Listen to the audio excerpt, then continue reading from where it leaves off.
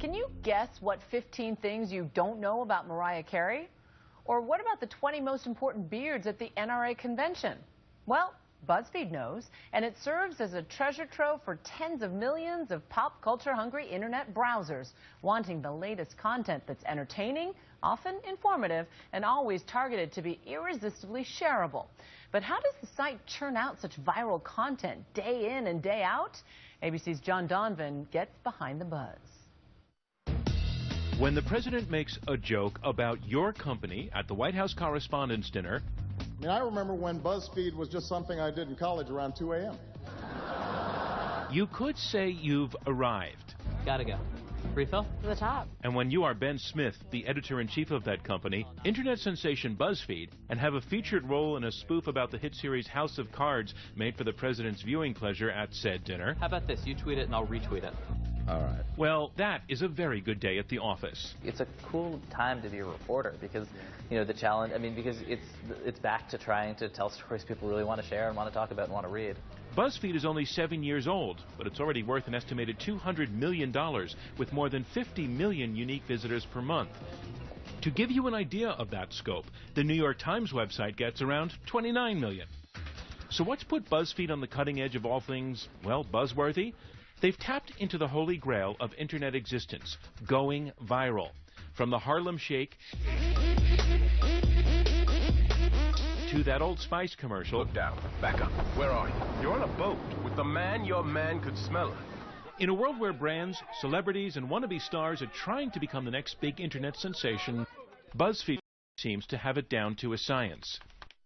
Short, fun, and enticing posts like 21 things that will restore your faith in humanity have spread like wildfire across social media platforms like Facebook and Twitter. How do they come up with the kind of ideas that people are compelled to spread far and wide? People come to BuzzFeed to find things to share. To find out what's in their secret sauce, we sat down with the head honchos, Smith, and BuzzFeed founder and CEO, Jonah Peretti. Is virality for you, is it a science? I would say it's an art and a science. You just cannot trick people into sharing content that they don't like. And so you have to make things that are compelling. They shared with us 4 of their viral rules. Rule number 1, have a heart. One of our biggest posts was the most powerful images of 2011, and a lot of them were very serious moments. The 9/11 memorial opening, the death of Steve Jobs, the tsunami in Japan. It allowed people to relive and feel the pain and the poignancy that they had over that whole year. Rule number 2, capture the moment. A little over a year ago, there was an earthquake in New York City, and it was a small earthquake. But because we're not used to earthquakes here in New York, we quickly did a post that was the most shocking pictures of the damage, and it was like a yogurt cup knocked over, and captured the silliness of that particular moment, which is a minor earthquake in New York City that causes everyone to lose it.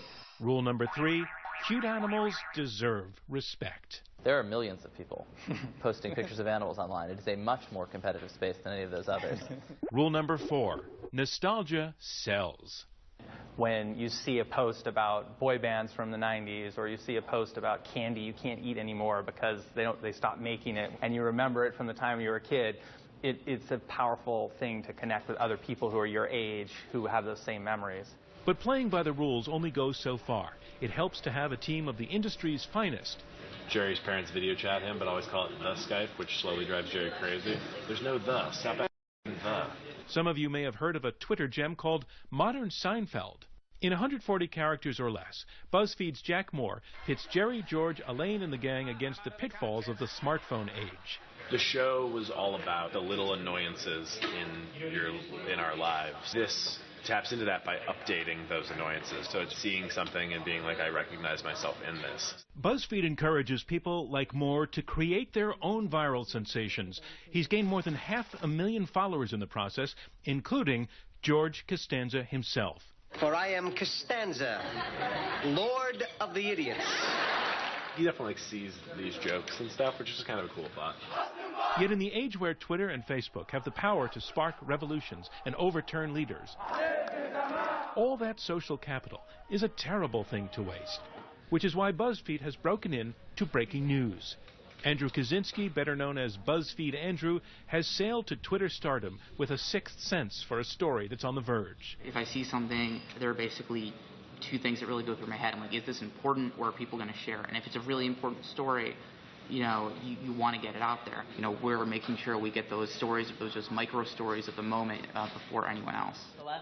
After proving its political chops during the contentious 2012 election, the site recently received more than $20 million in funding to keep the on-the-pulse scoops coming in at breakneck speed, including original video and reporting, and you guessed it, it comes down to social. They had this story about how this character on the History Channel who played Satan sort of looked like President Obama.